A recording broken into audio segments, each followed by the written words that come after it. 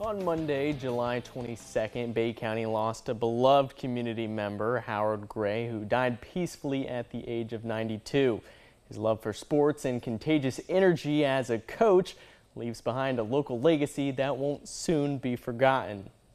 Born and raised in Havana, Florida in 1931, Howard Clinton Gray Jr. was the embodiment of the all-American boy. Just a good man, kind of a good old country guy is what I always say. I'd say, Granddad, you're just a good old guy. And I think that's the way most people that knew him would feel that way about him. Nicknamed Sonny, Red, Colonel, and Coach, Gray wore a multitude of hats over the course of his life, but none more than his favorite hat with the colors orange and blue. If you met him, within a few minutes, you knew that he went to Florida to play baseball and basketball. As a small-town high school hero, Gray earned a scholarship to the University of Florida, where he was a member of the baseball program's first SEC championship in 1952. For the next three-quarters of a century, the former pitcher was a diehard Gators fan, following their most recent College World Series run and rooting for the future success of their recruits in his hometown. A guy like him, he left a legacy for us. He kind of laid the foundation for with such a successful baseball program that is there now.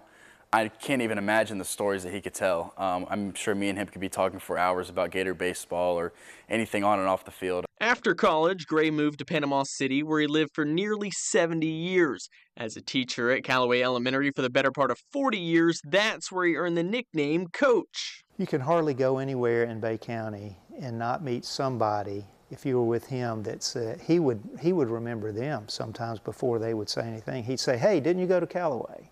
"Yes, I'm so-and-so." And they would say, "Oh, he was my PE coach." I mean, that went on for a long time. But sports weren't the only memories Gray acquired at UF. College is also where he joined the ROTC and eventually rose in the ranks of the National Guard Reserves, earning the respect of his brothers in arms. When he found out that Howard Gray was my father-in-law, all of a sudden I grew in stature with him. And he said, "Oh, you're related to Mr. Gray. Oh," and he went on.